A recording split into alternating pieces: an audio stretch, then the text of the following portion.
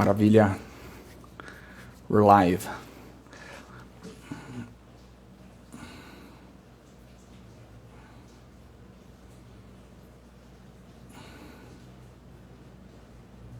Pin comment. Geraldinho já tá aqui. Deixa eu aceitar.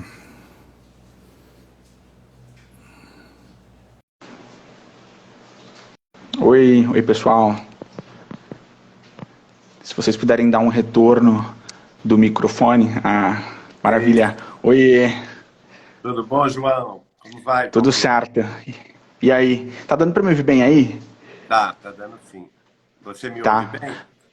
Tô ouvindo super bem, tá? Beleza. Oi, pessoal. Pessoal, eu vou fazer uma explicação aqui sobre o caminho dessa nossa conversa antes de nós entrarmos no tema da conversa de hoje propriamente, tá? Nós sabemos, né, que o Espiritismo ele é muito conhecido no Brasil, né, uma doutrina conhecida no mundo, mas no Brasil ela é muito conhecida.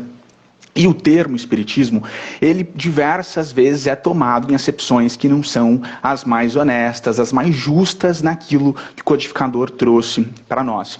E esse é o nosso esforço aqui hoje, trazer um conceito mais genérico e abstrato da palavra espiritismo, de acordo com todos os postulados maravilhosos que o codificador trouxe para a gente. A gente vai ter como principal teor teórico e base teórica aqui hoje o livro O que é o Espiritismo, aquele livreto, né, muito interessante, que vai ser aí o nosso principal caminho. Qual que é a nossa ideia aqui hoje? Trazer um conceito, antes de tudo, né, mais, né, circunscrito, explicar o que é essa moldura que diz o que é espiritismo em termos conceituais e abstratos, e depois a gente passa para uma análise, né, para uma conversa dos princípios mais norteadores da doutrina. O livro a gente vai passar em algumas partes dele, mas impossível seria que nós tocássemos em todos os pontos do livro, né, o que é o Espiritismo, apesar dele ser um livro curto. Antes de nós começar, bom, o Geraldinho está aqui conosco sempre, né, acho que não precisa de apresentações, mas eu vou passar a palavra para ele dizer o que quiser antes, e antes de nós começarmos propriamente nessa conversa, ele vai trazer uma oração para nós nos acalmarmos, aumentar aí o foco e poder entrar propriamente no que nós queremos tratar aqui hoje. Vou fechar o meu microfone aqui, a palavra está com você. É isso aí, João Pedro. A gente está muito satisfeito de participar com você nessa live acerca do livro que é o Espiritismo. Você já fez o preâmbulo e explicou o nosso objetivo aqui de estudo conjunto. Então, resta-nos abrir este momento de reflexão, de estudos, com a prece, pedindo a nosso Senhor Jesus Cristo que nos abençoe neste propósito renovador, para que as esperanças postas no céu da consciência tranquila, do estudo nobre e santificante, da reflexão em torno de teus ensinamentos gloriosos de amor e união, fraternidade e justiça, perdão e estudos, que todos estejamos neste mesmo diapasão de paz e segurança em Ti, Senhor, rogando a presença de nossos benfeitores da vida maior, para que nos inspirem na fala, na reflexão e justamente neste abraço fraterno que nos une em vários estados, em várias cidades e até mesmo no exterior, num só coração, num só abraço de irmãos unidos pelo ideal superior, de seguir-te hoje, agora, amanhã e sempre. Que assim seja.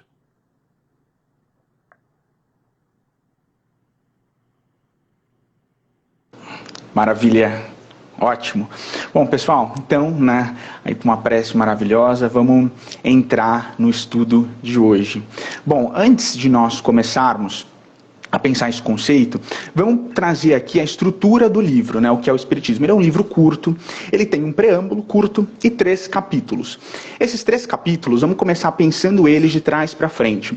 Nas palavras do próprio Kardec, o 3º capítulo é um resumo do Livro dos Espíritos, o 2º capítulo é um resumo do Livro dos Médiuns e o 1º capítulo é um diálogo, e ele traz para a gente que esse 1º capítulo está organizado em diálogo para que não se ponha uma perspectiva dogmática nesse estudo. E aí nós vamos ter Kardec construindo numa dialética muito bem feita essa moldura para nós entendermos o conceito de espiritismo. Na nossa caminhada aqui hoje, nós vamos retornar ao preâmbulo depois de tocar esse 1º capítulo, que traz algumas questões que são bastante importantes, e aí a gente volta no preâmbulo, que tem 2 definições mais categóricas do espiritismo para nós refletirmos sobre ela.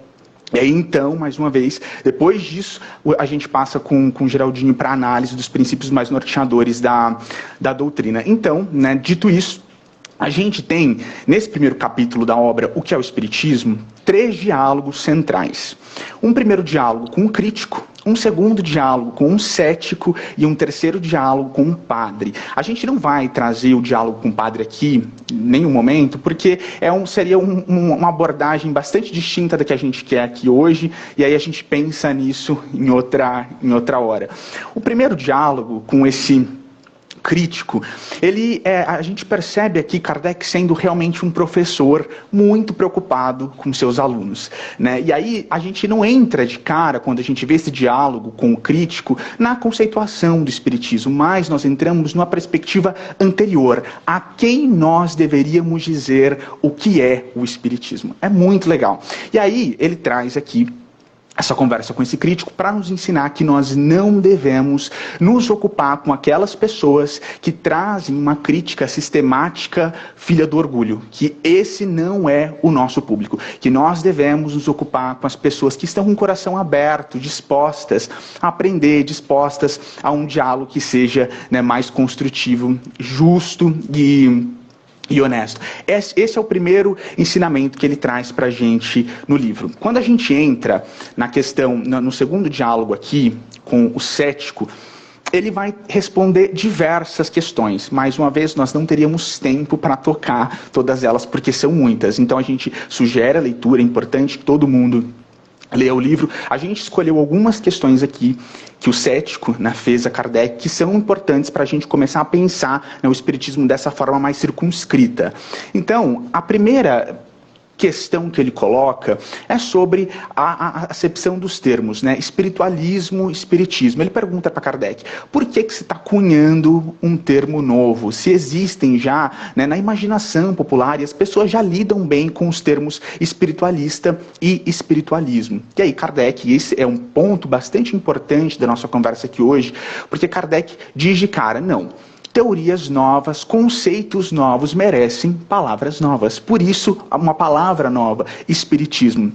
E aí aqui ele coloca para a gente já essa definição de que o espiritualista é aquele que se opõe absolutamente às ideias materialistas, que crê em algo para além da matéria, que crê que em nós existe alguma coisa além de matéria. Esses são os espiritualistas, mas o espiritismo é outra coisa, por isso que é importante que exista uma palavra nova.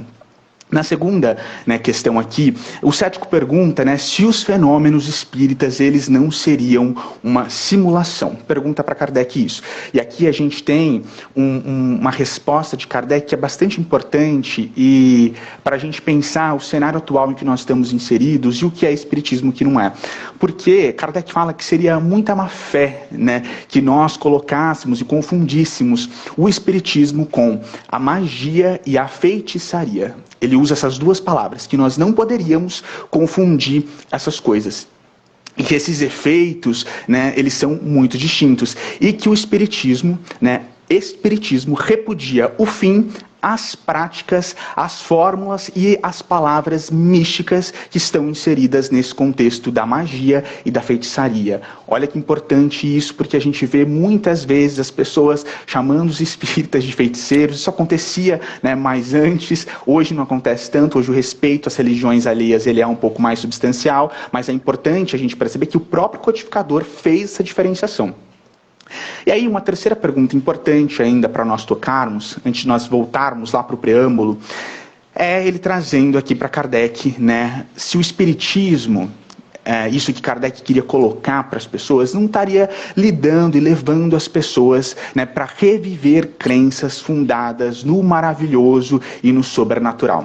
Isso é bastante importante, porque aí Kardec começa a explicar para ele aqui, e essa é uma parte muito importante do livro, que na verdade o Espiritismo se opõe a tudo isso. Esse conceito de Espiritismo se opõe a uma ideia de maravilhoso, de sobrenatural, que vem para combater todas essas coisas. E que não, o Espiritismo ele não alimenta ideias de superstição. Na verdade, ele vem para combater tudo isso. E aí Kardec coloca para a gente o Espiritismo num contexto histórico em que o positivismo na França era muito forte e que o Espiritismo tem uma relação muito forte com com essa caminhada científica positivista que a gente encontra ali no século XIX. Então, olha que interessante ele dizendo isso para nós, para a gente conseguir circunscrever o Espiritismo e entender o Espiritismo como ciência. E ele fala categoricamente, o Espiritismo não faz milagres nem prodígios, antes explica em virtude de, né, leis naturais como todas essas coisas acontecem. Então, esses diálogos, para a gente entender como que é a estrutura desse livro, eles começam a circunscrever a ideia do termo Espiritismo. E aí, a gente achou mais interessante aqui deixar para tratar do preâmbulo depois. Então, a gente passou aí, né, pelo capítulo 1, agora a gente volta no preâmbulo que tem afirmações mais categóricas e conceituais que são muito interessantes. Então, ele diz assim para a gente lá no final do preâmbulo desse livro o que é o Espiritismo. O Espiritismo é ao mesmo tempo uma ciência de observação e uma doutrina filosófica. Como ciência prática, o Espiritismo consiste, essa definição é muito importante, gente, consiste nas relações que se podem estabelecer entre nós, que estamos aqui encarnados, e os espíritos. Olha, importante isso, frisando, o Espiritismo, então, é essa ciência prática que vai regular, explicar, analisar essa relação dos espíritos com os encarnados. E, como filosofia, isso é muito importante, o Espiritismo compreende as consequências morais que decorrem de tais relações, dessas relações que ele coloca aí no primeiro momento para nós como ciência. Isso é muito importante. E aí ele termina esse preâmbulo com uma definição muito interessante. O Espiritismo é uma ciência que trata da origem e do destino dos espíritos, bem como de suas relações com o mundo corpóreo. Então vamos tentar a partir de agora estratificar esse mapa para a gente entender o que essas coisas significavam na época de Kardec e quais são os parâmetros e simetrias que nós temos hoje aqui no século XXI. Bom, o que era ciência, né, naquele contexto em que Kardec estava inserido, né? O principal paradigma científico daquele momento, e um paradigma que era muito aceito pelas pessoas que se diziam, né, fazer ciência, era o método indutivo. Então, a gente percebe aqui, né, que havia uma observação desses fatos e, a partir de então, né, uma reflexão teórica sobre as consequências, né, daquelas primeiras premissas práticas. E aí hoje, quando a gente pensa, né, então assim, antes de pensar hoje, claro, né, que com o que a Kardec já nos disse, com essa definição do método indutivo, que o Espiritismo estava inserido ali no contexto das ciências. Hoje, o contexto de ciência, ele é um pouco mais amplo, né? Nós temos pessoas que pesquisam ciência, que trazem termos muito distintos, mas nós temos algumas características que ainda são, né, bastante basilares de todas as definições de ciência. E aí, quando nós pensamos nessas características, a gente pensa que o Espiritismo ainda, né, se coloca de tal forma. Então, o que permanece para a maioria dos doutrinadores que estudam essa epistemologia? Né, uma observação metódica dos fatos, isso continua, que uma ciência, né, precisa de leis para explicar causas e efeitos, o Espiritismo a gente vê que também se coloca nisso, e precisa haver, né, a possibilidade de prever resultados. Isso, no meio acadêmico hoje, é um postulado bastante importante que a gente vê tendo inferências muito profundas. De qualquer forma, quando nós nos deparamos com essas três admissões, a gente percebe que o Espiritismo, né, se coloca ainda como uma ciência por tudo que nós vimos o codificador trazendo para a gente. E aí, né, a gente percebe, e isso é muito importante, que a gente tem aqui no Espiritismo um objeto de estudo próprio e único. Nenhuma ciência no mundo se ocupou disso. E quando nós pensamos nesse objeto, é importante que nós reafirmemos o que ele significa, porque o codificador traz para a gente aqui de uma forma bastante categórica. Então, o Espiritismo é uma ciência que trata da origem, do destino, bem como das relações, né, de tudo isso com o mundo corpóreo. Então, vejam que existe um objeto bastante circunscrito do qual o Espiritismo se ocupa. Então, esse é o contexto científico da doutrina espírita. É isso que Espiritismo significa enquanto uma ciência. Quando nós passamos para o aspecto filosófico, a gente percebeu Kardec trazendo aqui, né, que o aspecto filosófico é a consequência moral do aspecto científico. Então, quando a gente pensa nessas consequências morais, aqui a gente precisa fazer a primeira admissão sistêmica do Espiritismo. E aí, né, passar para outras obras. Porque, né, quando a gente pensa em filosofia, a gente está pensando, né, numa investigação crítica, né, e em uma investigação que rompa com algum tipo de paradigma anterior. E isso, né, se dá de forma filosófica. Mais uma vez, né, se definir ciência, né, é uma coisa difícil, definir filosofia é praticamente impossível, porque praticamente todo filósofo que surgiu no mundo trouxe uma definição nova de filosofia. Mas esses postulados, eles são bastante comuns. Então, quando a gente pensa nesses desdobramentos morais, nessa consequência moral, a gente precisa aí dessa análise mais sistêmica da doutrina espírita, admitindo, né, todas as obras.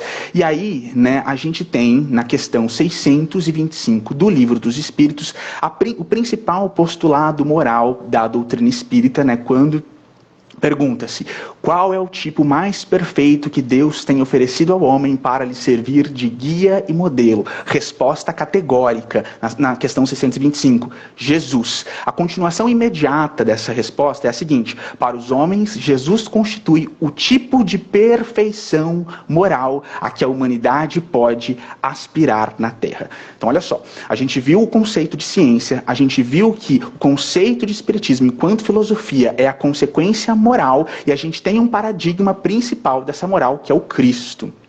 E aí, né, nós percebemos, a partir desses postulados, dessas admissões, que essa análise sistêmica, a gente olha para a obra do codificador com um carinho que ele teve para nós de organização e de pautar tudo de uma forma que ficasse inteligível, porque quando nós pensamos, né, que nós temos um paradigma moral que ele está relacionado à perspectiva filosófica do Espiritismo, nós nos lembramos, né, que lá no Evangelho segundo o Espiritismo, que é, né, um desdobramento então filosófico, Kardec nos diz categoricamente que o objeto exclusivo do Evangelho segundo o Espiritismo é o ensino moral contido nos Evangelhos. Então, se a gente está percebendo aí, né, o Livro dos Espíritos, o Livro dos Médiuns, relacionados à perspectiva mais científica, nós percebemos no Evangelho segundo o Espiritismo a grande reflexão filosófica da doutrina espírita. Isso é muito substancial e significativo para nós pensarmos que houveram, né, materializações desses dois aspectos. Mas quando a gente passa, né, para o Espiritismo enquanto religião, a coisa muda, né? Por que não existe uma Bíblia do Espiritismo como uma religião? E aí a gente já viu que Kardec queria combater essa perspectiva dogmática. Eu e o Geraldinho, nós já conversamos sobre essa perspectiva dogmática, mas não é o objetivo da nossa conversa aqui hoje. Mas então, quando a gente pensa o Espiritismo, né, aí, depois desse aspecto filosófico, como uma religião, e a gente já entendeu que a filosofia tem muito a ver com Cristo, por causa da moral cristã, que é o paradigma, a gente, mais uma vez, volta para o codificador, Revista Espírita de 1868, lá no mês de dezembro, no anexo 11, a gente tem um discurso do próprio Allan Kardec, que pelo que a gente entende aqui, ele proferiu na sessão anual comemorativa do Dia dos Mortos, no dia 1º de novembro de 1868. E nesse discurso, né, a gente tem a abertura com a seguinte pergunta: o Espiritismo é uma religião? E aí, né, nesse discurso, ele vai, mais uma vez, trazer uma dialética maravilhosa, que nos é muito cara e que explica muito bem o que o Espiritismo vai significar enquanto uma religião. A gente tem aqui Allan Kardec colocando para nós o espiritismo, né, enquanto uma religião, não no sentido tradicional do que nós entendemos, né, historicamente como religião. Então, essa religião entendida como uma hierarquia de sacerdotes, né, um conjunto de rituais nos quais, né, a forma é o mais importante, e um sistema, né, de dogmas absolutamente recusáveis, quando a gente pensa esse arcabouço do que se entende, né, historicamente como religião, não.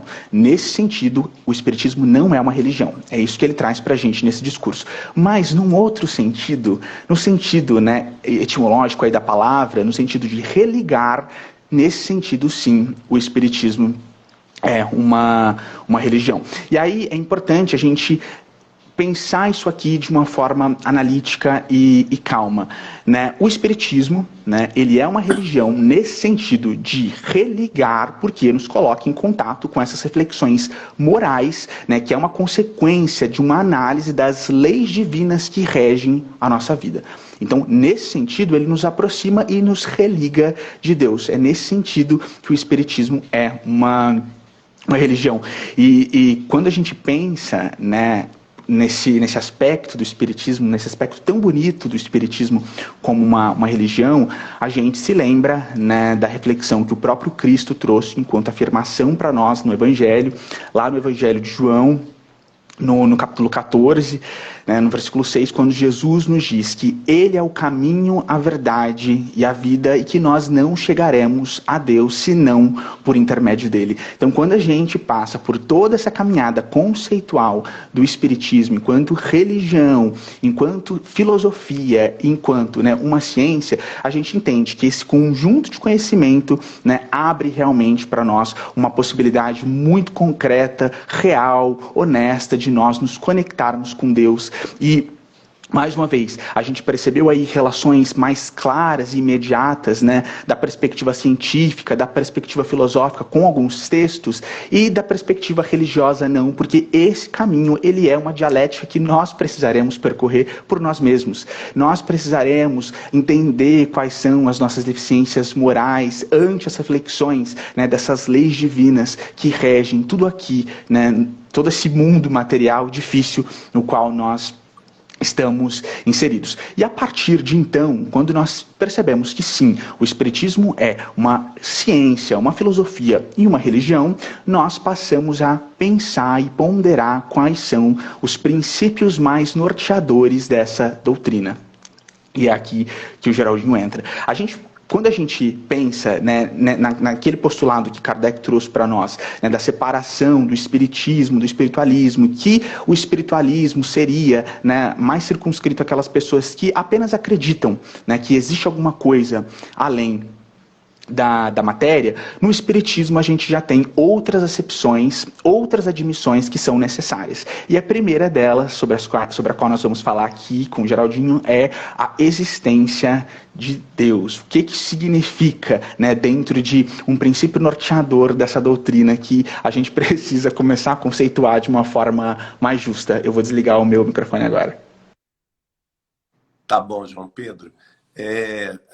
Vamos também falar um pouquinho sobre o que você já falou, trazendo aqui à lume um opúsculo que Kardec publicou também com o nome de O Caráter da Revelação Espírita, que mais tarde ele vai transformar esse opúsculo no primeiro capítulo do seu último livro, que chamou-se A Gênese, os Milagres e as Predições segundo o Espiritismo. E neste primeiro capítulo, ele vai falar sobre o duplo caráter da revelação espírita. Então, ele frisa muito bem que o Espiritismo é uma revelação que tem um duplo caráter. O primeiro caráter é o caráter religioso da revelação de Deus aos homens através dos espíritos superiores, tendo Jesus como parâmetro, como você bem falou. E o segundo caráter da revelação espírita é a revelação dos homens no trabalho aqui da Terra, no trabalho científico e filosófico. Então, unindo essa fala de Kardec já mais madura, não é? Porque esse livro ele escreveu já no final da sua vida e foi integrar o seu último livro quando ele já tinha 65 anos de idade, 64 anos de idade.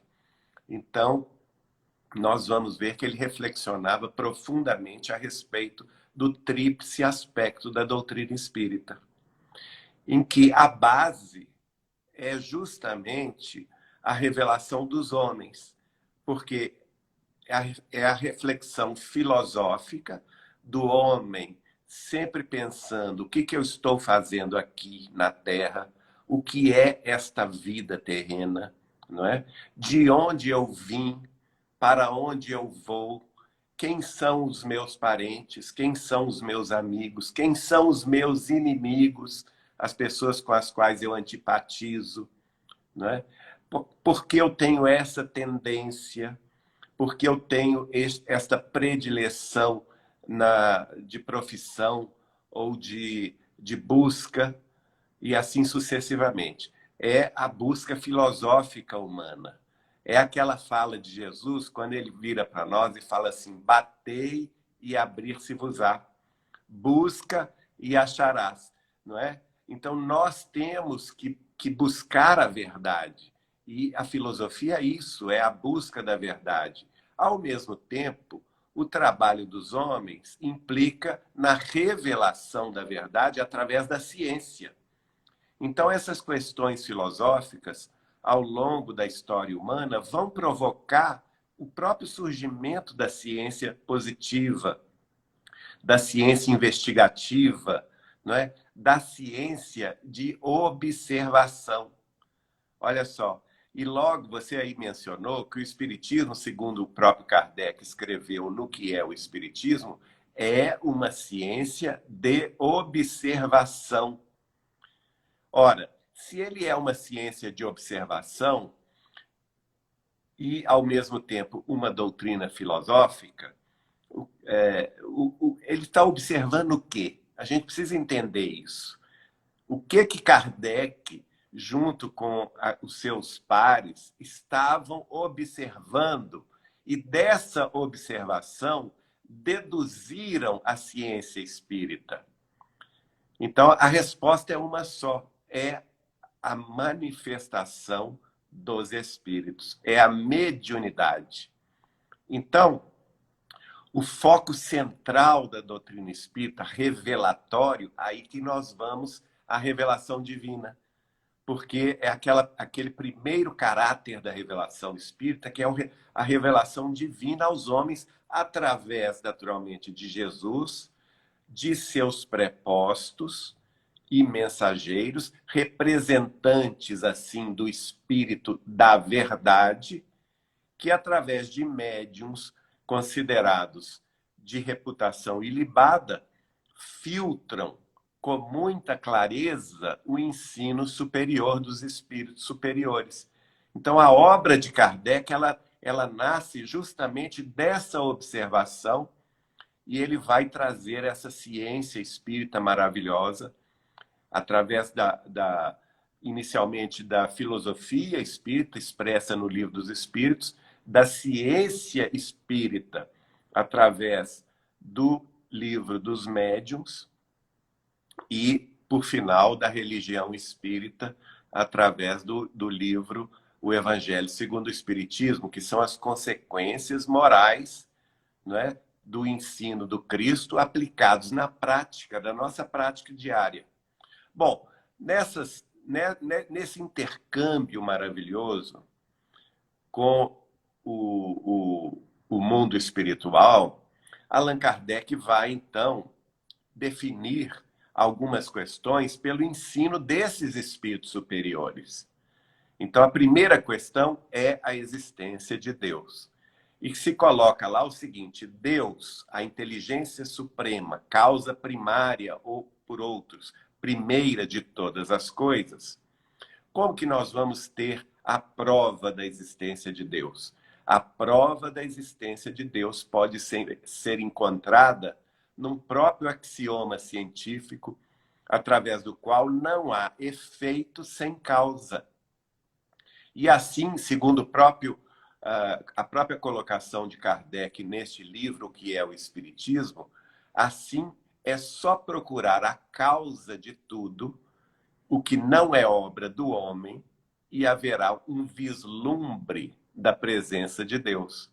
Além disso, os espíritos ainda argumentaram que, considerando o provérbio que pela obra se reconhece o autor, é só olhar o universo e procurar o seu autor, e o homem somente tem a reconhecer a natureza íntima da criação, que essa obra maravilhosa que nos maravilha a todos, né? Basta a gente aprofundar aí, mergulhar na astronomia, mergulhar na observação do universo, à noite principalmente, quando nós não temos a influência da luz solar, numa noite em que a lua seja nova, por exemplo, não influindo com o seu brilho, e a gente se maravilha com as milhares de estrelas que brilham no infinito, e ainda mais com os equipamentos que hoje, modernamente, nós temos, os telescópios que estão orbitando a Terra e desvendando que nós já sabemos que temos 2 trilhões de galáxias. Olha que maravilha! 2 trilhões de galáxias. Cada galáxia dessa pode conter 600, 800, até 1 bilhão de planetas. Aliás, 1 trilhão, 600 milhões, 800 milhões, até 1 bilhão de sistemas planetários. E se cada sistema planetário desse ter, como o sistema solar, cerca de 10 planetas, então se multiplica aí aos trilhões também de planetas. Então, essa questão, só por essa obra que funciona dentro de leis cientificamente provadas, né?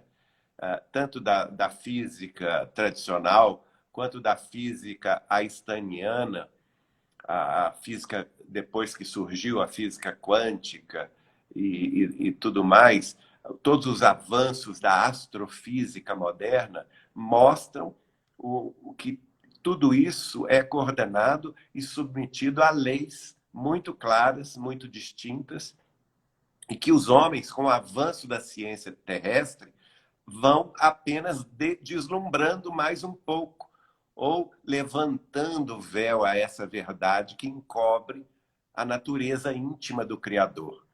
E aí Kardec fala uma coisa muito importante. O homem só pode reconhecer a natureza íntima do Criador, de Deus, quando, pelo seu aperfeiçoamento moral, estiver mais próximo dele. E aí, então, ele será capaz de vê-lo e compreendê-lo.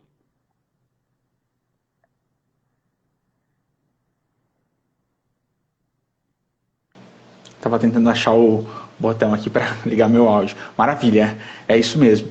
E quando a gente, né, se coloca, né, diante de um homem que estava estudando ali as relações, né, entre esses desencarnados e esses encarnados que estamos aqui, todos nós, uma dúvida, né, e que acabou se tornando um princípio norteador também, foi, né, se nós também, né, seríamos espíritos, né, e qual a nossa diferença em relação àqueles que estavam, né, trabalhando ali naquele momento da codificação. Haveria diferença, né, entre alma e espírito, e principalmente, né, o princípio norteador aqui da doutrina sobre o qual nós vamos falar agora. A alma, isso que nós temos, né, permanece, vence a carne, isso continua. O que é isso? Bom, exatamente. A partir do princípio que o Espiritismo é uma ciência de observação e que, partindo do axioma que todo efeito tem uma causa, Kardec vai dizer, inclusive lá no túmulo de Allan Kardec, que recentemente nós gravamos, está escrito lá no frontispício do pedestal, todo efeito tem uma causa.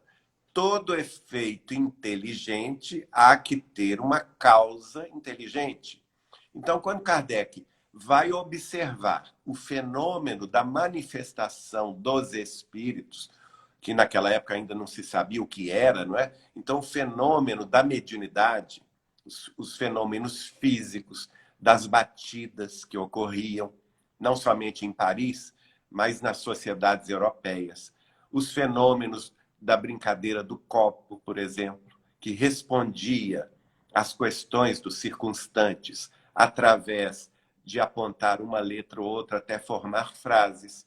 Os fenômenos das chamadas mesas girantes, as mesas devidamente acionadas, colocadas próximas a um alfabeto, elas dançavam também indicando as letras.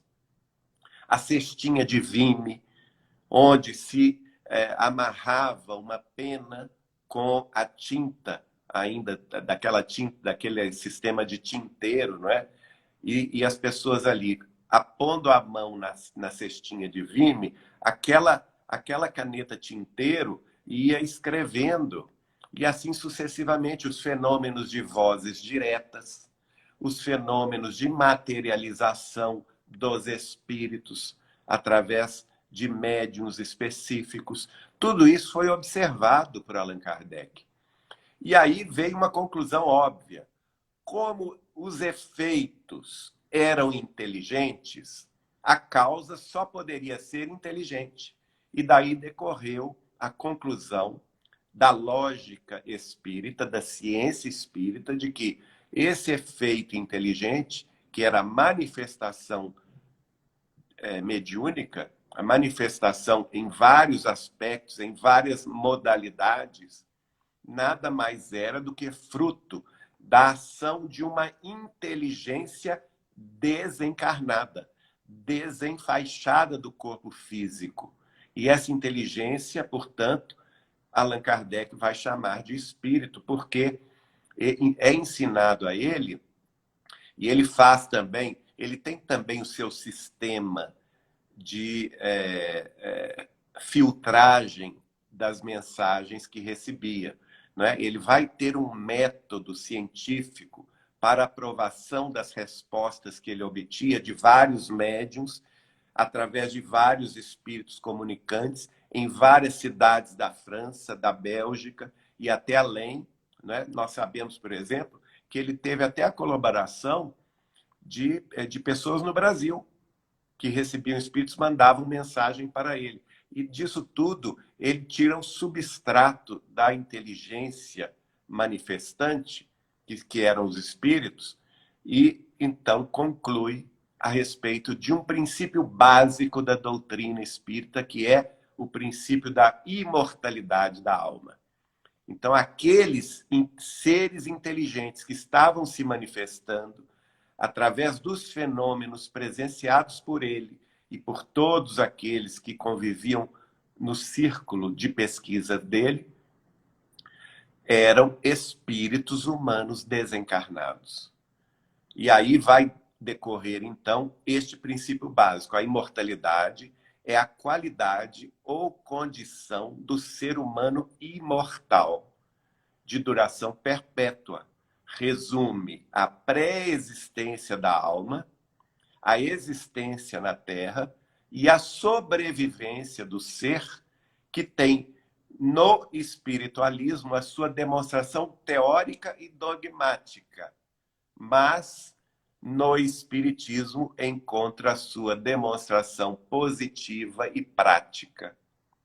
Assim, a imortalidade da alma humana é a qualidade atribuída a esta mesma alma, pela qual ela sobrevive indefinidamente ao fenômeno da morte física, em múltiplas existências, conservando as suas características pessoais individuais, a sua individualidade como ser evolutivo. Não é? E daí, dessa conclusão a respeito da imortalidade da alma como uma verdade, um princípio básico da doutrina dos espíritos, vem essa diferença fundamental entre espiritualismo e espiritismo, que vai fundamentar a razão pela qual Allan Kardec fez questão de fazer essa diferenciação. Como ele disse que a sobrevivência do ser tem no espiritualismo a sua demonstração teórica e dogmática. Por quê? Porque o espiritualismo já existia há milhares de anos. Não é? O espiritualismo é apenas aquilo ou aquela pessoa cuja doutrina é oposta ao materialismo. Então, todas as religiões antigas do passado, seja na Ásia, não é? No Oriente Médio, na África, no Egito, por exemplo, não é? Seja também na Europa, os nórdicos, por exemplo, como os vikings, os eslavos, enfim, todos os gregos, os romanos, os celtas, os celtíberos, os bretões, aqueles ligados, que está inclusive na história de Kardec, os druidas da Bretanha, das Gálias, né? Todas essas religiões, depois aquelas que vieram com os hebreus, antes deles também os zoroastras, enfim, todas elas são doutrinas dogmáticas espiritualistas, que todas elas creem na sobrevivência da alma após a morte do corpo. E nisso elas não se diferenciam do espiritismo, que também crê na sobrevivência da alma após a morte do corpo, que é a imortalidade da alma, é um princípio básico. Então, esse princípio básico, ele é espiritualista. Mas, qual que é a diferença? A diferença é que, se o espiritualismo é apenas uma força ou um conceito que se opõe ao materialismo, que o materialismo é o nada, é a vida só da Terra, a vida material, que não teve início, ou seja, tem início apenas no nascimento do corpo, não é? E que terá fim na morte do corpo físico, e depois da morte não tem nada, é o nada. Isso é o materialismo.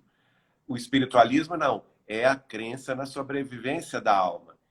E por isso mesmo, no caso do espiritismo, no caso do espiritualismo, ele é teórico e dogmático porque ele não tem ainda uma prova concreta.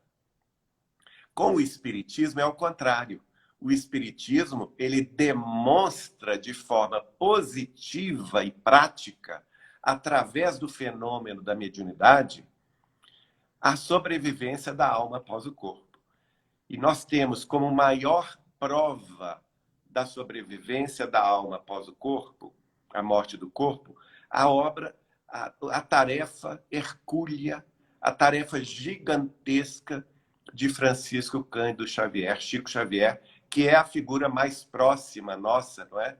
A respeito desse assunto, uma obra que já tem 537 livros publicados, como fruto de sua própria mediunidade, em seus múltiplos aspectos, em suas múltiplas formas. Quer dizer, o fenômeno da mediunidade em Chico Xavier abordou todas as modalidades mediúnicas conhecidas, então, seja na psicografia mecânica, semimecânica, intuitiva, seja na psicofonia, que é a mediunidade da fala, seja na psicometria, que é a mediunidade da percepção das energias dos objetos, não é? Seja na clarividência, que ele via os espíritos, e na clareaudiência, que ele ouvia os espíritos e transcrevia o que ele via e ouvia no papel, como ocorreu, por exemplo, com as declamações dos poetas brasileiros e portugueses que se apresentavam diante dele. Seja através de fenômenos físicos que ocorriam normalmente na vida dele, fenômenos de cheiros de perfumes de rosas, cheiros de éter curativo, não é? Seja no fenômeno da materialização. Ele também foi médium de materialização. Durante 3 ou quase 4 anos em Pedro Leopoldo, lá na casa dele, que é a casa de Chico Xavier, e depois no Grupo Espírita Meimei, os espíritos se materializavam luminosamente, conversavam com os circunstantes de forma muito clara. Nós tivemos materialização de Meimei, materialização de Emmanuel, materialização de Dr. Bezerra, materialização de André Luiz. Vejam só, tudo isso através do Chico Xavier. E as pessoas testemunharam isto. Então, é, sem dúvida nenhuma, a prova científica, a prova teórica, que não deixa de ser teórica e passa a ser positiva e prática da sobrevivência do espírito após a morte. Agora, o mais sensacional fenômeno mediúnico de Chico Xavier, sem dúvida nenhuma, João Pedro, foi a consolação da tarefa dos espíritos comuns como nós, que ao desencarnarem por acidentes de carro, de moto, seja afogados, acidentes de avião, vinham através de Chico Xavier em Pedro Leopoldo até 1958 e Uberaba a partir de 1959 até 2002, durante 75 anos ininterruptos, a conversar com seus parentes na Terra. E nós fizemos um cálculo, eu e Bacelli, por exemplo, que cada manifestação, cada reunião pública tinha, em média, 10 mensagens privativas, consoladoras. Cada mensagem dessa tinha uma média de 130, 140, 150 páginas, com detalhes inquestionáveis da identificação dos espíritos comunicantes. E ali, as famílias, e a maioria dessas famílias nem espíritas eram, não é? Eram famílias católicas, protestantes, judias, famílias hindus, famílias budistas, famílias sem religião. E ao saírem ali daquelas reuniões, que eu presenciei por mais de 20 anos, saíam dali absolutamente convencidas de que tinham acabado de ter contato com seu ente querido no além. Ou seja, a prova, a demonstração positiva e prática da imortalidade da alma. Então, assim, a imortalidade da alma humana é uma qualidade atribuída a esta mesma alma, que é o espírito humano, né, pela qual ele vai sobreviver ao fenômeno da morte, que deixa de ser um fenômeno terrível para se converter apenas numa transição.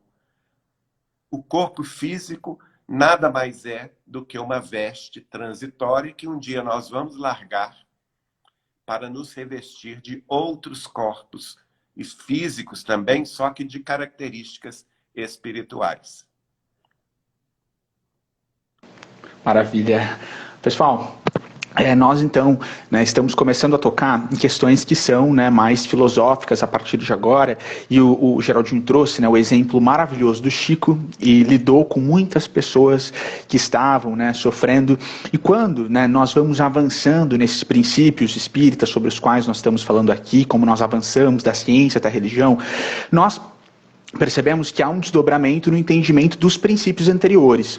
E o princípio sobre o qual nós vamos falar agora é um princípio que nos ajuda a entender a natureza justa, misericordiosa, amorosa de Deus, né? Porque, às vezes, para nós que somos tão limitados em entendimento, que somos, né, tão fracos na fé, é difícil entender por que algumas pessoas passam por algumas coisas, por que, né, que vidas são aparentemente tão fáceis, outras tão difíceis, continentes tão ricos, continentes tão pobres.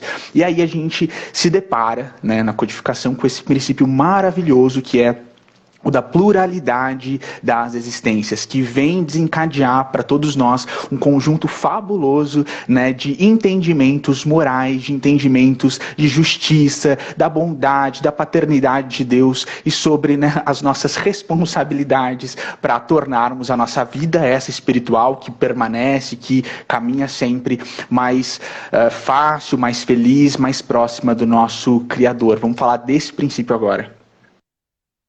Exato, esse é o princípio logo decorrente, não é? Porque aí nós vamos ver que as consequências morais do conhecimento da realidade da vida além túmulo leva o homem a refletir sobre as suas ações aqui na Terra. É por isso que Allan Kardec, inclusive, vai escrever um livro que é O Céu e o Inferno, né? De título resumido, que ele queria demonstrar para nós como era a vida além-túmulo daquelas diversas pessoas, desde pessoas iluminadas até pessoas criminosas, e as suas consequências na vida espiritual. E aí o que acontece? Surge a questão que era comum na interpretação de escolas religiosas anteriores ao Espiritismo, que era a questão da condenação eterna, não é? Então seriam aqueles criminosos condenados ao inferno eterno, ao fogo eterno, ou por outro também, aqueles que não eram nem bons e nem maus, eles ficariam numa espécie de limbo, né? De limbo ou de umbral, até serem abençoados por alguma oração ou por alguma benesse divina. E aqueles outros que seriam tão virtuosos, que iriam então para um céu beatífico, só para adorar a Deus? Como que é isso, não é? E aí então vem a resposta, que também é decorrente daquele princípio, que todo efeito tem uma causa. Então, no campo moral, nós vamos ver que é a frase de nosso Senhor Jesus Cristo, que diz o seguinte: a cada um será dado segundo as próprias obras. Ora, se nós aqui na Terra, nós estamos vendo pessoas sofrendo muito mais do que outras, como você bem mesmo lembrou. Países onde o sofrimento é acerbo, e outros países que já atingiram uma evolução social, econômica, política muito superior à grande maioria. Por que essa diferenciação? Então, existem pessoas que Deus privilegia? É impossível a gente chegar nessa conclusão, não é? Porque aí entra a questão da justiça. Não. Deus, para ser soberanamente bom, ele haverá de ser soberanamente justo. Sem a justiça, não existe a bondade. Então, a justiça, ela permeia a evolução do espírito imortal. Através de quê? Através das vidas sucessivas. Porque, por uma conclusão muito óbvia, nós não vamos poder, nesta encarnação, que pode durar 60, 70, 80, 90, 100 anos, nós não vamos adquirir toda a sabedoria, todo o amor. Nós não temos essa condição. A evolução é um degrau, é aquela escada de Jacó lá do Velho Testamento, e que nós vamos subindo degrau a degrau até o infinito. Então, a pluralidade das existências, assim como a imortalidade da alma, também ela pode ser encontrada nas religiões antigas como dogmas. Então, a reencarnação, o dogma de praticamente todas as religiões antigas, como as religiões hinduístas, indo-europeias, o budismo, o zoroastrismo, todas elas são reencarnacionistas, né? Também os laoístas. Se nós formos ver também em alguns ensinos hebraicos, algumas correntes do judaísmo também admitem a reencarnação. E nós vamos ver que, através dessa versão, ela vem a ser elevada à condição de lei universal apenas pelo Espiritismo. Então, ela é dogma nas outras religiões, mas, através do Espiritismo, ela passa a ser uma lei natural, divina. Uma lei que, como condição sine qua non, se apresenta a evolução do espírito humano. De todos não somente do espírito humano, mas de todos os seres viventes. Porque Kardec vai ir além. Quando ele pergunta, por exemplo, o que é o espírito para os espíritos superiores, e os espíritos superiores respondem para ele: espírito é todo ser inteligente da criação. Então, todo ser inteligente implica nos animais, implica em todos os seres vivos, praticamente. E ele vai tratar desse assunto dizendo que a pluralidade das existências como condição sine qua non para a evolução dos seres viventes, trata-se, portanto, da doutrina da pluralidade das existências corpóreas, do renascimento, das muitas vidas sucessivas que um espírito necessita para aprender e se aperfeiçoar, tanto na Terra como em outros mundos habitados pelo universo sem fim. E é isso, né? E o próximo é esse, essa questão, né, que aparentemente gera mais polêmica, né, até no próprio meio espírita, apesar de ser um princípio bastante basilar da doutrina. Então, né, se nós temos um Deus misericordioso, se há tantos mundos, se nós reencarnamos aqui, existiriam, né, outros espíritos em outros lugares que não o planeta Terra, e aí a gente pensa, a partir de agora, nesse princípio também, né, norteador da doutrina, que é a pluralidade dos mundos habitados, que é um princípio, né, que causa uma discussão um pouco mais acalorada. Ô João, Pedro, e é exatamente isso que me surpreende. Por que que este princípio causa uma discussão mais acalorada e até mesmo uma certa antipatia entre muitos dirigentes de centros espíritas, sendo que ele é abordado pelo Kardec? E ele é considerado, por Allan Kardec, um dos 14 princípios básicos da doutrina espírita. Então não há o que se questionar. Por quê? O próprio Kardec vai dizer, um dos princípios básicos do espiritismo, que com a sua lógica de ser impossível que só a Terra seja habitada por seres vivos e mesmo por seres inteligentes, veja o que Kardec diz, com a perspectiva científica de que devem existir pelo menos, na época ele falou milhões, mas hoje a gente pode extrapolar, trilhões de planetas espalhados pelos trilhões de galáxias do universo conhecido, em condições de vida semelhante à da Terra. Hoje, aí eu já estou atualizando com o pensamento de hoje, não é?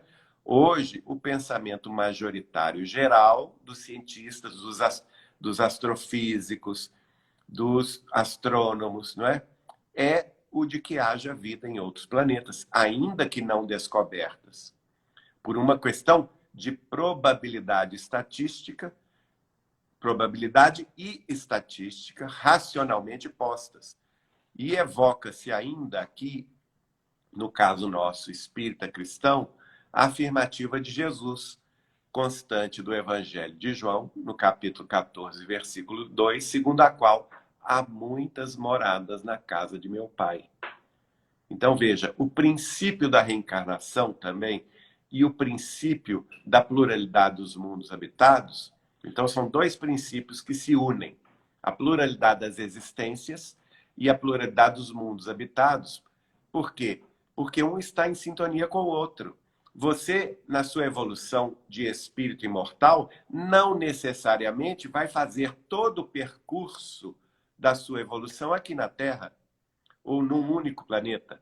Nós podemos migrar entre os planetas, entre os corpos celestes onde habitamos, e daí decorre outra lei, que é uma lei moral, que é a solidariedade entre os mundos, pela qual os mundos mais evoluídos, as civilizações mais evoluídas, são convocadas a auxiliar aquelas menos evoluídas. E esse intercâmbio entre as civilizações de diversos níveis evolutivos é que impulsionam as civilizações na sua evolução. Algum de vocês duvida, por exemplo, que Chico Xavier não é deste mundo?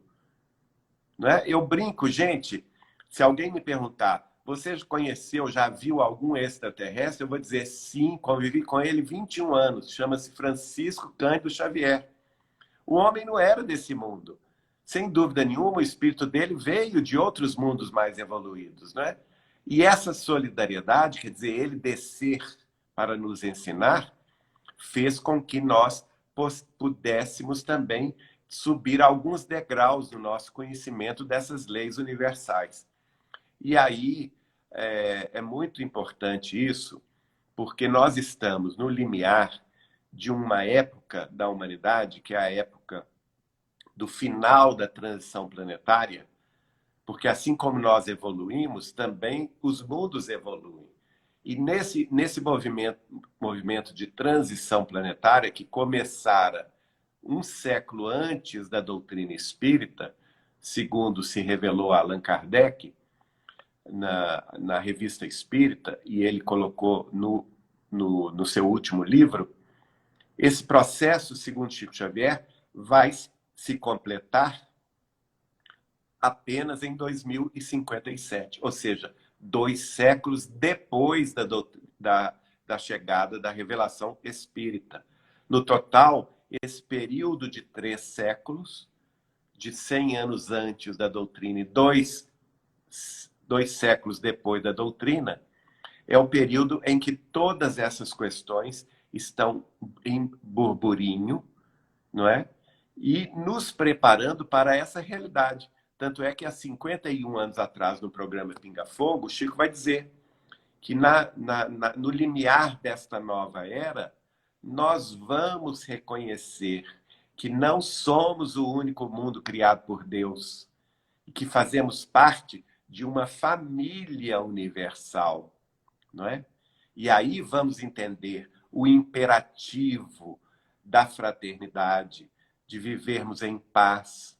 E aí vamos encerrar o período bélico da humanidade, para que possamos nos consagrar à fraternidade como um só povo, unido também com as civilizações extraterrestres que nos precederam nessa grande viagem evolutiva.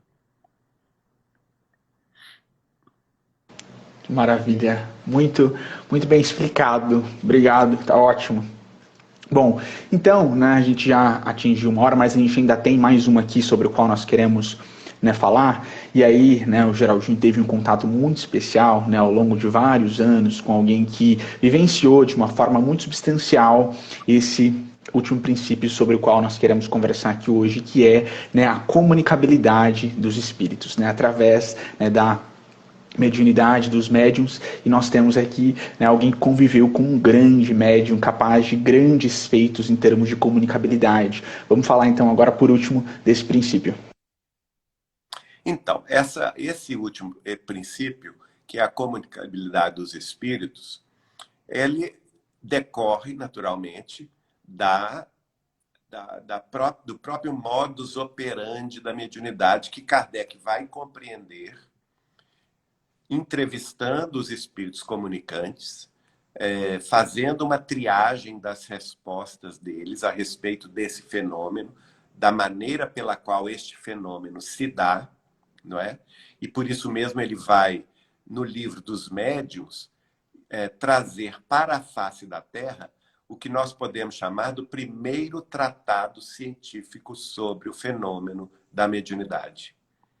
Porque é a primeira vez que na face da Terra o fenômeno da mediunidade não é tratado como maravilhoso, nem como sobrenatural, e nem como uma coisa mística, especialíssima, nem maravilhosa. Ele é tratado como um fenômeno comum a todas as pessoas, que naturalmente vão ter o potencial mediúnico diferenciado de acordo com as suas próprias condições físicas e dos seus próprios dotes espirituais. Aliás, a gente lembra aquela carta de Paulo aos Coríntios, maravilhosa, não é? Falando da diversidade de dons, que o Espírito era o mesmo, mas que havia diversidade de dons.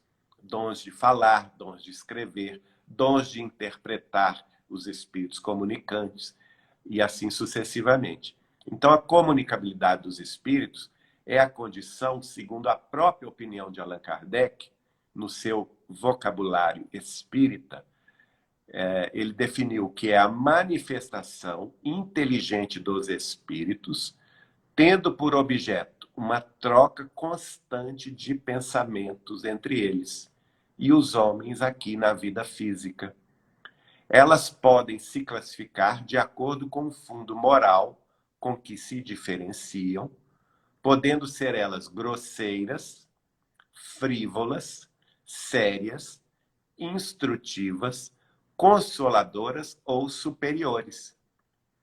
Veja bem como Kardec é bastante didático, não é? E aí ele vai dizer uma coisa muito importante que nos afeta aqui, que é o seguinte. Deixa eu só ver aqui. Essas últimas, que são as comunicações superiores e aquelas educativas, consoladoras, são aquelas que têm por objeto principal um ensinamento dado pelos espíritos comunicantes que podem versar sobre ciência, sobre filosofia, sobre moral e sobre religião. E aí seus tipos também vão variar segundo Allan Kardec, uma série de questões, como, por exemplo, a sematologia, a tipologia, que é a de batidas, a psicografia, que é a escrita, a pneumatografia, a psicofonia, que é a falada, a pneumatofonia e a telegrafia humana, que é a intuitiva. Então, nós vamos ver, por exemplo, que essa questão da manifestação, a maneira pela qual a manifestação, a comunicabilidade dos espíritos se dá, ela é diversa de acordo com os dons de cada médium, específico de cada médium. Chico Xavier as tinha todas. Mas nós vamos ver que na obra de Chico Xavier, o espírito de André Luiz vai aprofundar os conhecimentos do livro dos médiuns, dilatando-os. Por quê? Nós temos que considerar que a doutrina, como o próprio Kardec colocou, neste mesmo primeiro capítulo que eu citei, do livro A Gênese, o caráter da revelação espírita, que sobre a revelação espírita não se estava dando a última palavra, mas apenas a primeira palavra. E assim como a revelação humana da ciência, ela seria progressiva com a evolução da ciência humana, com a evolução dos séculos e da vida terrestre, o Espiritismo haveria de acompanhar essa evolução, não é? E se adaptar a essa evolução. Portanto, o Espiritismo é uma doutrina evolucionista. Ela progride com o passar dos séculos. E assim, no século XX, nós vamos encontrar em Chico Xavier o progresso dos fundamentos básicos de Allan Kardec. E no ensino do livro dos médiuns, nós vamos encontrar a ampliação desses ensinos sobre a mediunidade como uma continuidade desse tratado científico sobre a mediunidade, sobre a influência dos espíritos em nossa vida, na obra do espírito de André Luiz, que vai nos mostrar outro ponto de vista, porque Kardec tratou mais do ponto de vista da mediunidade física aqui na Terra, das tipologias de mediunidade, dos diferentes dons dos médiuns. Ele tratou da formação dos médiuns, das condições ideais para os médiuns trabalharem na Terra, não é? Ele tratou, por exemplo, dos tipos de espíritos comunicantes. Inclusive, daí ele vai decorrer ele classificar os diversos tipos de espíritos, não é? Mas a obra de André Luiz, ela vai mostrar a mediunidade sendo operada do ponto de vista da espiritualidade. Ele vai nos mostrar o modus operandi dos espíritos, não é? Como eles nos influenciam a partir do livro Nosso Lar, depois o livro Os Mensageiros, depois o livro Missionários da Luz, depois o livro Nos Domínios da Mediunidade, depois o livro No Mundo Maior, e depois, como que coroando toda esta beleza acerca da mediunidade, o livro Mecanismos da Mediunidade, que é, vamos dizer assim, a cereja desse bolo todo, não é? Nos mostrando aí a complexidade do fenômeno mediúnico, que depende diretamente das condições do médium. Está diretamente relacionada à evolução moral e ética do médium e também a sua fé. É muito importante o médium ter fé, fé viva em Deus, fé viva na proteção superior de Jesus, nosso mestre, e sintonia com seus guias e mentores espirituais. E essa sintonia pressupõe o quê? Pressupõe a sua evolução moral e ética, pressupõe a sua reforma íntima, aí as consequências morais da comunicabilidade dos espíritos, né? Então, é muito importante a comunicação, a comunicabilidade dos espíritos, tendo em vista as consequências que dela decorrem. E aí nós vamos entender, principalmente com Chico Xavier, que demonstrou-as na sua plenitude, como que os espíritos fazem, por que eles fazem, por que eles se comunicam, em suas diversos tipos de mediunidade, e nós vamos ver Chico Xavier como que um exemplificador da doutrina dos espíritos. Se como Kardec, ele mesmo em espírito, numa vida anterior, veio trazer os fundamentos teóricos básicos da terceira revelação de Deus aos homens, que é o espiritismo cristão, o consolador prometido pelo Cristo Jesus, há 2000 anos atrás, como Chico Xavier, ele veio exemplificar tudo aquilo que ele havia escrito teoricamente. Então ele vivencia a mediunidade, a comunicabilidade dos espíritos, quase que visceralmente, no próprio corpo, não é? E o seu amor, a sua fraternidade, a sua evolução ética e moral inquestionável, veio demonstrar que a água pura e cristalina só pode provir de uma fonte pura e cristalina, representando na Terra o pensamento puro e cristalino de nosso Senhor Jesus Cristo, que, por sua vez, representa o pensamento divino de nosso Pai Criador. Agora, Maravilha. João, aqui vem outra reflexão. Que com relação às manifestações mediúnicas, nós sempre deveremos ter o cuidado, e cabe-nos, nós como observadores, já que Espiritismo é uma ciência de observação, nós não podemos deixar de observar, correto? E quando nós vamos observar qualquer médium, qualquer livro, qualquer comunicação mediúnica, nós temos que ter, segundo Allan Kardec, a prudência de distinguir o que é bom do que é mal. A prudência de sabermos o que é verdadeiro do que é falso em suas relações conosco, não é? E absolutamente como nós procedemos a respeito dos homens. Então, nós precisamos saber que os espíritos, pelo fato de serem desencarnados, não têm todo o saber, nem têm toda a bondade. Que eles são espíritos humanos, tão falíveis quanto nós. Então, a partir desse contato de observação, através da observação da mensagem que está sendo transmitida, nós vamos saber se ela é proveniente de uma fonte segura ou se é uma fonte duvidosa.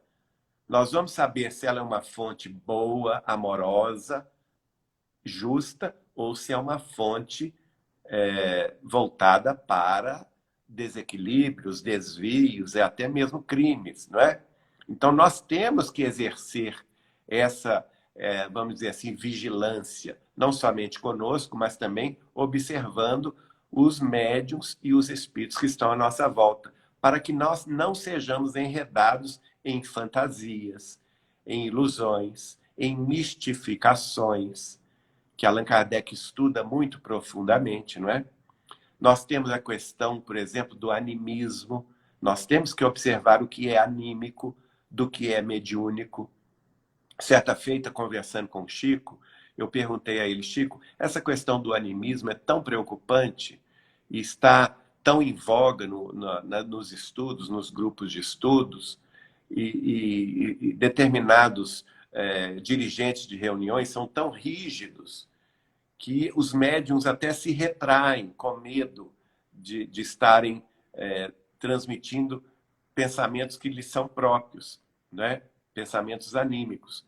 E aí o Chico me disse uma coisa muito importante que eu acho que merece ser lembrado. Ele disse assim: Geraldinho, o médium, em qualquer parte, em qualquer lugar e em qualquer tempo, será sempre um intermediário. E como intermediário, ele sempre vai intervir na comunicação. Ele sempre vai imprimir na comunicação o seu jeito de ser, a sua maneira de se expressar. E por isso mesmo é muito importante que ele também estude, que ele também se aperfeiçoe.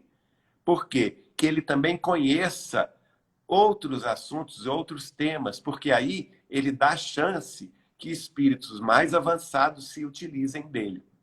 Agora, no mundo espiritual, o Chico me falou, é considerada perfeita a comunicação mediúnica em que 10% dela é anímica e 90% é de origem dos espíritos. Então, veja bem, nós sempre teremos o animismo conosco. Então, uma comunicação é considerada no mundo espiritual superior perfeita quando 10% dela é do médium, ou seja, uma parte anímica, e não tem jeito de fugir disso, porque o médium é o intermediário, né? Então ele vai se expressar com a sua maneira de escrever, com a sua maneira de falar, e 90% provém da ideia original dos espíritos comunicantes. Aí o Chico fala comigo assim, mas na prática, que aí é outra história, né? O perfeito é uma coisa, na prática é outra. Na prática, nós vamos ver que, na maioria das vezes, isso se situa entre 30% e 40% de animismo e 60%, 70% dos espíritos. Às vezes, essa relação, Geraldinho, ocorre meio a meio. 50% é do espírito, 50% é do médium. Até aí é considerada válida a comunicação. O que não pode ocorrer é a inversão de valores, onde 10% é do espírito e 90% é do médium. Porque aí nós vamos chegar naquela questão que é mais ligada à mistificação, não é? E aí se aproveitam desses médiuns os espíritos fanáticos, os espíritos que estão ligados a doutrinas, vamos dizer assim, não muito ortodoxas, né?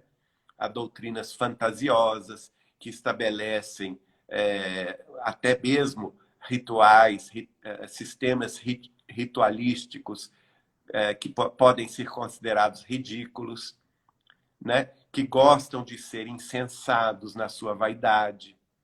E aí nós vamos ver médiuns que caem pelo orgulho, pela vaidade, estabelecendo-se como arautos, como seres superiores, quando não, o médium nada mais é do que um ser humano comum, não é? Que está em tarefa, e nesse campo aí é realmente muito perigoso. Por isso que nós precisamos ter sempre, diante dos médiuns, a necessidade do estudo, da participação de grupos de estudos em mediunidade, grupos estes formados por todos os candidatos à mediunidade, seja no campo da psicografia, da psicofonia, da desobsessão, do passe, por exemplo, né? A pessoa precisa estudar para depois praticar. Então, isso tudo faz parte, vamos dizer assim, da ciência espírita para nos precaver, para não nos deixar numa posição de incautos da mediunidade, de pessoas irrefletidas, que vai considerar que só pela manifestação de um espírito desencarnado que é verdade absoluta o que esse espírito está a dizer. Quando nós sabemos que lá com o apóstolo João, quando ele escreveu lá nos Evangelhos, no Novo Testamento, é preciso discernir se o Espírito é de Deus, não é? Então, vejam que esse conhecimento está lá nos Evangelhos. O discernimento dos Espíritos ele cabe a nós. Nós é que devemos fazer esse discernimento.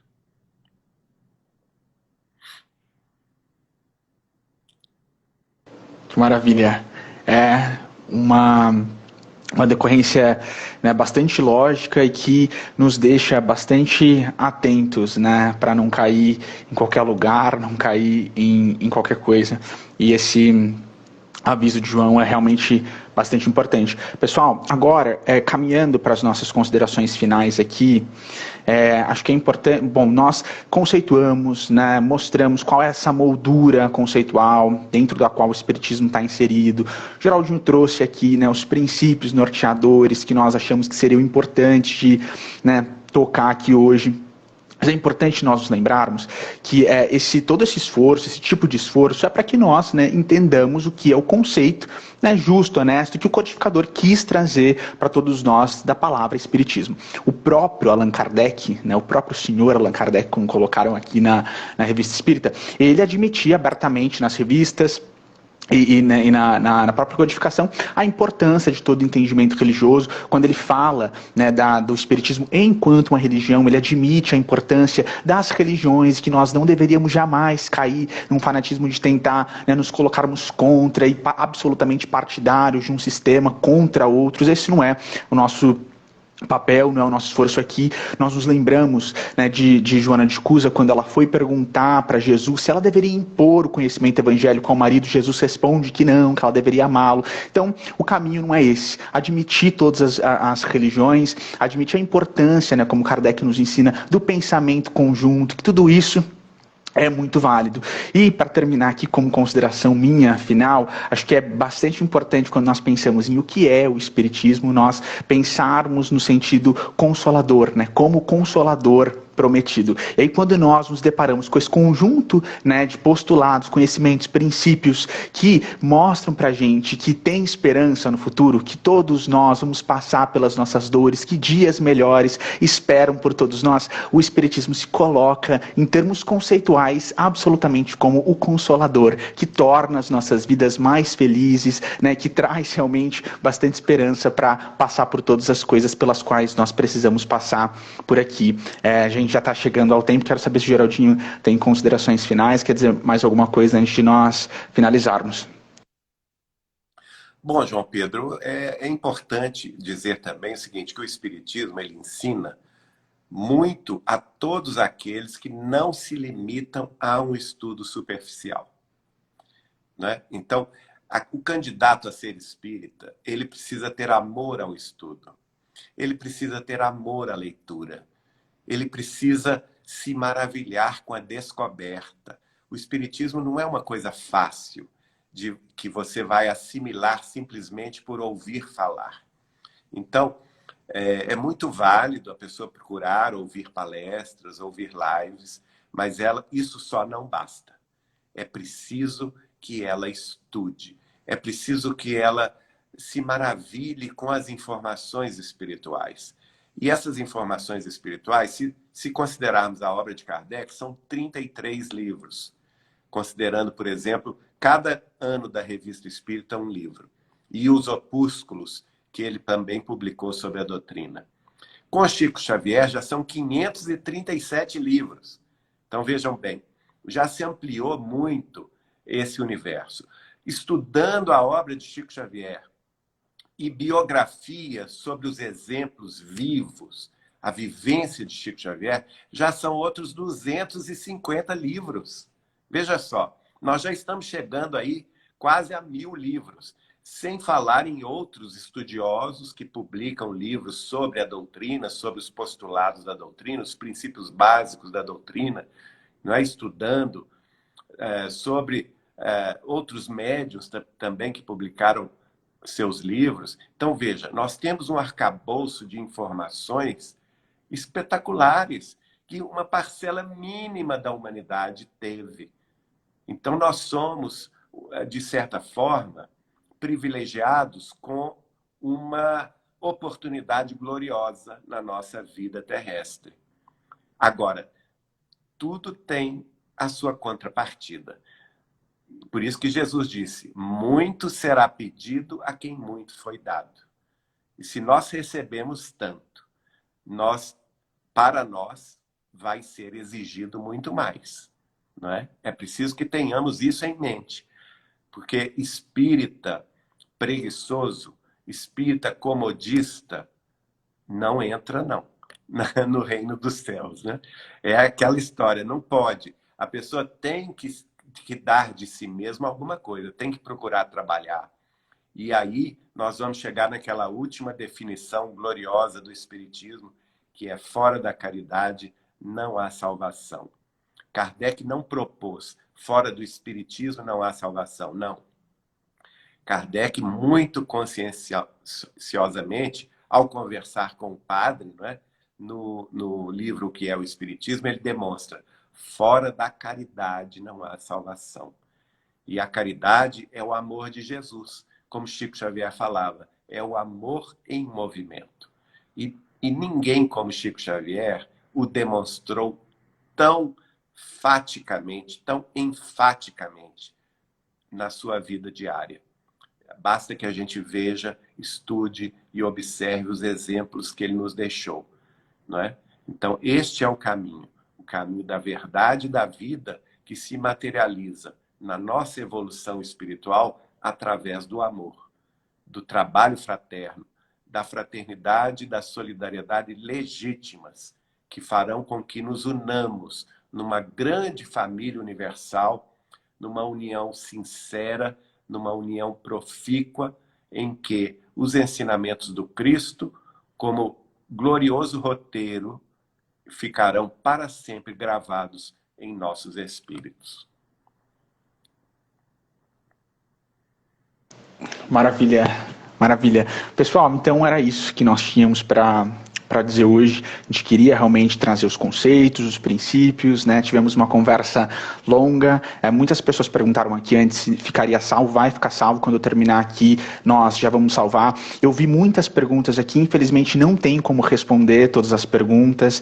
Foi passando, não consegui pescar nenhuma. Quero agradecer ao nosso amigo querido Geraldinho por estar conosco hoje, né? Mais uma vez.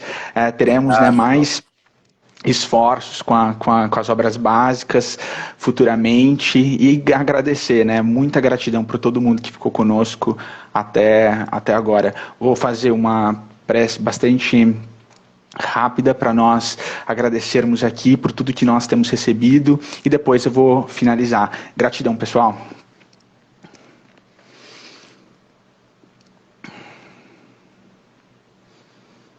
Deus, nosso Pai, nós queremos te agradecer. Nós queremos te agradecer, Jesus, absolutamente gratos por todas as possibilidades que nos têm sido ofertadas nessa vida. Gratidão, meu Deus, por todas as possibilidades materiais de ensino e aprendizado, e gratidão suprema pelo nosso Cristo. Nós te agradecemos, meu Deus, pela oportunidade de estarmos aqui reunidos hoje, estudando. Nós chamamos, meu Deus, nós chamamos Jesus. Muita, muita, muita gratidão, meu Deus. Bom, pessoal, então eu vou fechar aqui, vai ficar salvo, tá?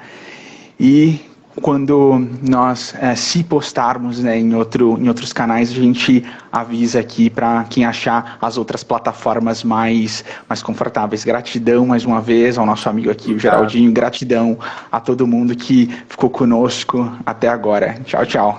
Tchau, tchau. Beijo no coração. Abração.